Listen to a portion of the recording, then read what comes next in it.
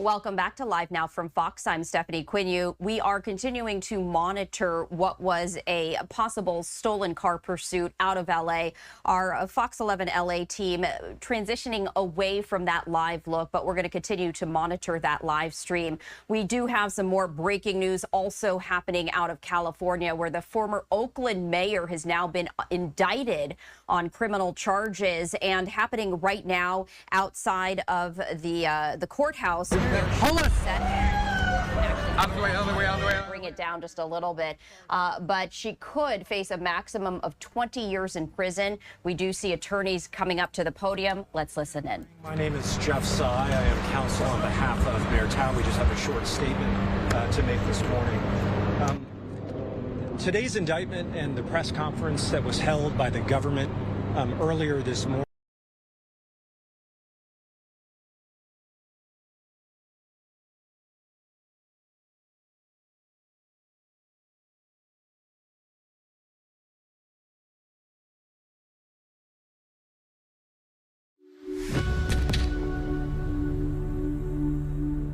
We finally know why the FBI raided former Oakland Mayor Sheng Thao's home last June. We saw those pictures of the federal agents going in and out of the house and pulling boxes of information out of the house. And now the indictments have dropped today from the DOJ, FBI, IRS, and the Postal Service too.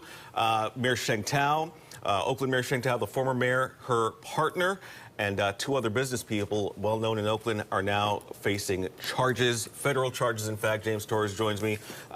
We're going through all of what's happening here, the list of things that's going on. When you're reading through, what does it tell you? Well, we were there the day that the FBI agents were raiding through the former mayor's home. They walked in and walked out with boxes of paperwork. They took laptops, they took cell phones, they took all sorts of things that could give them ideas and contribute to their investigation into what possible crimes they could be looking into. Now, we never really knew what it was they were looking into. She denied it too, repeatedly over and over again. I sat down with her. I was the first person to interview her after this had happened. She denied it then. She said it had nothing to do with her, but this indictment says otherwise. Yeah, and it's usually when the FBI does these kind of investigations, she probably didn't know what they were looking for either, or what it is they were investigating. And we have since learned through our stories, our fact-finding, our reporting, the FBI has no obligation to tell you what it is they're investigating you for. They just get something signed by a judge that says they're allowed to come in, they're allowed to take these pieces of evidence as part of their investigation for something. Now, Sheng Thao was always saying, I'm not the subject of this investigation because I did nothing wrong. I'm innocent of any crime whatsoever. So she probably never really knew that she was part of, four people who were actually the target of this investigation, her being the former mayor herself, Andre Jones, her longtime boyfriend, and then two members of the Duong family who are very well known in Oakland for having some big recycling company, waste management company. And a housing company. Right. And according to this indictment, it spells out exactly the kind of conversations that Sheng Thao, Andre Jones, and the Duong families were having, which included in her time in office when she takes the mayorship, because it's all started before the 2022 election actually came through. She was making promises, according to the U.S. Attorney's Office, that if she takes office and they receive some sort of payment from the Duong family, then she would give them extended contracts for this waste company. She would buy homes from their housing company, and she would also try to elevate some possible candidates and appointees to political offices that would help benefit their businesses. So for Andy and David Duong, the father and son who run the California Waste Solutions, they were looking for a long contract extension for their company to continue providing services to the city of Oakland. And what they wanted, based on this indictment, was 10 years. And they seem to have gotten that commitment through the use of giving money to Sheng Thao through her partner, Andre Jones, according to the indictment.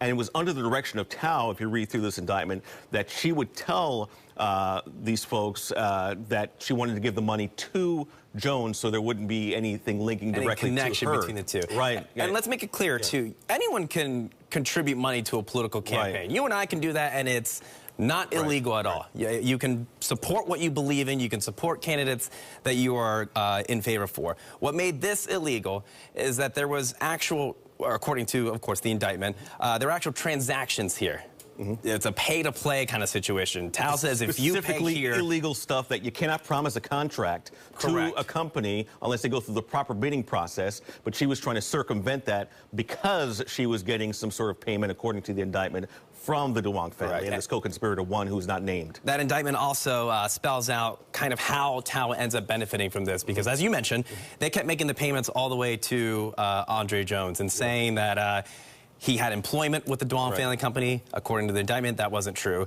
That he was paid for jobs that essentially were a no-show for. That ended up not becoming true. But I think one of the most eye-opening aspects of these allegations, the Duong family supported a $75, I don't know if you want to call it a donation, or fronted $75,000 in payments in mailer ads to support kind of these campaigns against Thao's political rivals, people like Lauren Taylor, who we just heard from a few minutes ago, just outside the federal courthouse building, where they just had their first hearing for these defendants, where he was saying that the people of Oakland were robbed in an election that was decided by about 600 votes or so, a very, very small margin. A quote that he said to me is he was incensed. It was so slim that conceivably he could have asked for a recount, but he didn't ask to do that at the time. But we see in this indictment that the Duong family and co-conspirator one, who's not named by name here, contributed the $75,000 you mentioned to put out negative mailers, specifically for Lauren Taylor and another candidate. These candidates were running very close to Mayor Sheng Thao, and this could have made all the difference, these negative mailers. And what this is accusing them of doing is putting out these negative mailers, and the $75,000 is actually money funneled to bribe to help Thao win the election. Interfering with the election. So that also is an interesting little tidbit there for this. We also see in different parts of this indictment the mayor asking for more money to be given as she continues to allegedly carry out this scheme within the government to appoint certain people. And there was also a discussion that she would appoint certain people in certain departments, like permitting departments is one of them, which would be big for the housing company. All of which to benefit the Duong family and this co-conspirator one, who's another business owner apparently in the city of Oakland as well. We don't have an official name for that person, but there are 3 people involved here on that side of things. But we're talking about, so we're talking about in all 5 people, but only 4 people are involved in this named in the indictment. Named in the indictment. So I'm not really sure who co-conspirator one is and why they're not named. Okay, we can maybe speculate that maybe they're dropped the dime on this whole thing. We don't know yet. So we're still waiting to hear that now. And it's absolutely worth saying and mentioning, and this is something that the U.S. Attorney's Office this morning during their news conference wanted to make a point of. It's something that legal analysts really want to make a point of. These are all allegations. An indictment is an allegation. It means that prosecutors went to a grand jury, a federal grand jury, without any defense attorneys. It's just the prosecutors themselves. They walk in, they say the case that they have against these defendants, and then the grand jury will come and ultimately say, you know what, there's actually enough probable cause there. Not proof beyond a reasonable doubt. That doesn't matter at this point right now. That's something that you worry about when you're actually talking about the convictions.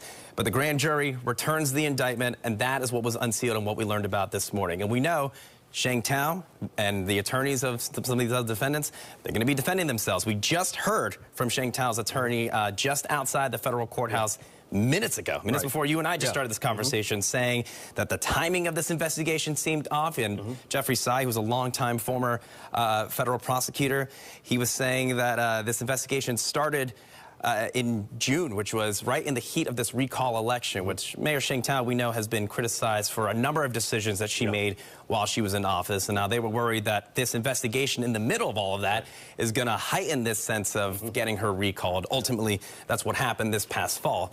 The Jeffrey Tsai also mentioning that, you know, some of these allegations came from a co-conspirator, possibly named in these indictments too, or listed in these indictments, and they find that pretty odd. And I think the word he used was curious. He's a little suspectful about where this information all came from, because again, all just allegations at this point.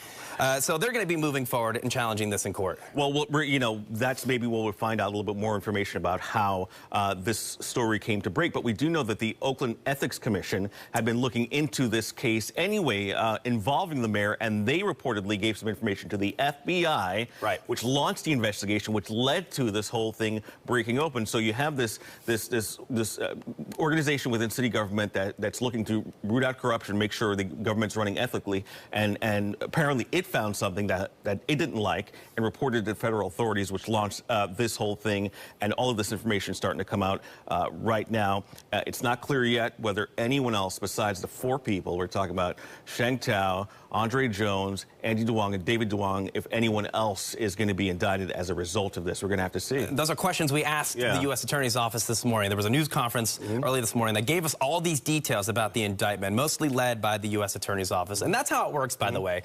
Very much similar to how local legal proceedings work. The FBI does its investigation. It collects all the evidence. It presents it to the Department of Justice. The Department of Justice then looks into whether they think charges should be filed. And then the U.S. Attorney's Office is the one who kind of leads the public revealing of all of that. So the indictment gets unsealed today.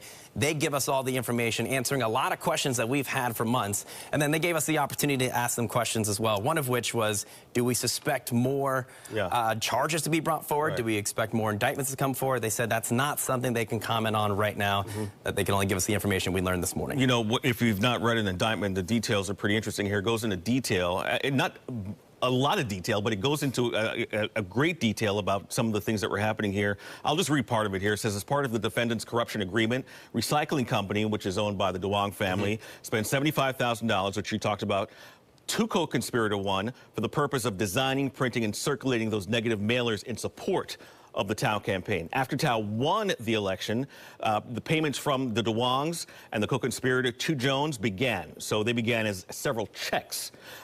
They began December 2022. This is after she became mayor. $20,000. There were several checks after that over the next couple of months here. And once in office, Thao, this indictment says, took steps to benefit Andy and David and the co-conspirator by using her influence to help appoint high-level city officials in taking over steps to benefit housing company and recycling company. Now, the housing company wanted to build those tiny home shelters that we've been talking about in Oakland.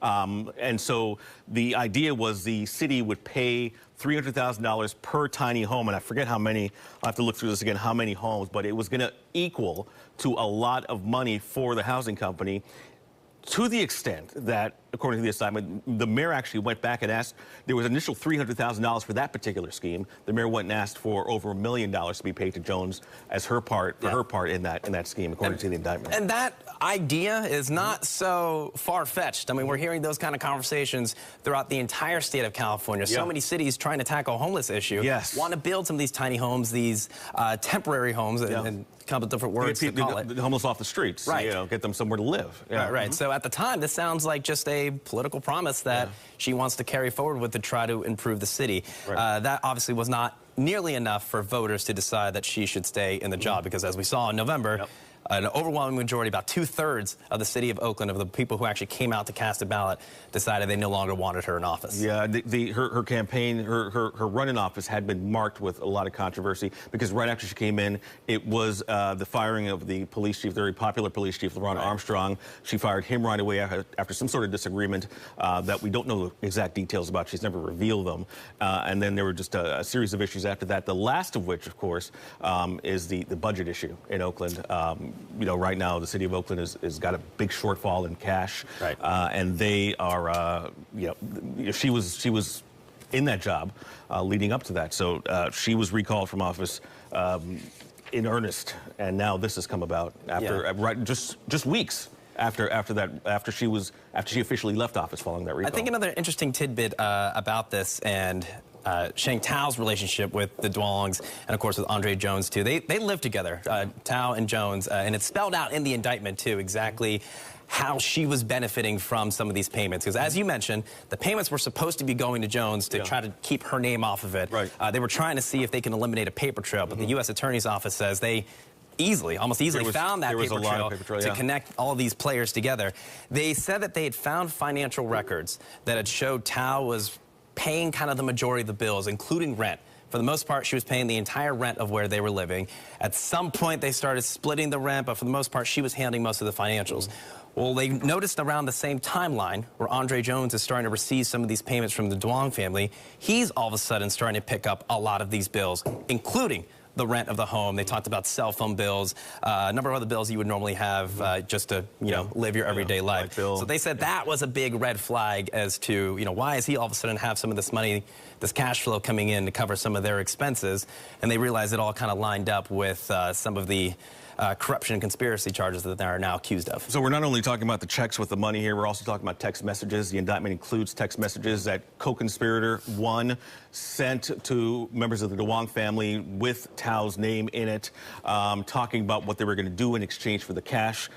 They, according to the federal indictment, they have the evidence that shows it, and that her name is being thrown around in text messages between all the parties involved here, and we are where we are now, so we'll see how she'll launch her defense. And worth saying, for months after that June raid, every appearance, public appearance that we saw Sheng Thao, obviously the reporters are constantly asking questions. Where do we stand with the investigation? What do you think of this? What do you think of that? She was constantly saying, it has nothing to do with me. I'm not the subject of this investigation. I'm not the main point, which is very much a possibility. We talked earlier that the FBI does not have to reveal to you what it is they're looking for, but they do kind of play a role in if you're kind of involved with someone else, but you're not the direct thing that they're looking into, that direct subject, they will confiscate some of your stuff and try to get you to talk to them a little bit about some information in what they're actually targeting. So that was a real possibility. We now know today, because she's named in this indictment, she was a top subject here, one of 4 people, now, of course, named and accused of all these bribery conspiracy charges. But the entire time that we didn't know this information over the last few months, and she was publicly speaking about it, she was constantly saying she's not the target, she's not done anything wrong. She's been emotional, even, at some of these press conferences very emotional, and up at the podium. We saw tears from her in one of her first public appearances regarding this investigation. Again, always just pleading her innocence and saying she was not the subject. We'll see what happens next. We're hearing now from some of the candidates who are involved, and to see what they have to say about hearing about all of this and how it possibly could have impacted the election. So we'll see where it goes from here. This case, we're going to be following it for a long time. All of this right now, and it's probably hard to follow now just in the conversation between the two of us, but all of it's on the Fox local app, all the details of the indictment, where we have been in our coverage of all of this, the timeline of it all, anything you need to know, want to know, get refreshed on, all in our app right now. All right. James, thank you so much. Appreciate it. In this case, I can't comment on any additional indictments. Natalie Ornstein, Oakland side. At what point was the U.S. Attorney recused from this case? Was it at the beginning of this investigation or a more recent development? I can't comment on timing. U.S. Attorney Ramsey is recused based on longstanding policy and practice of the Department of Justice. He's currently recused.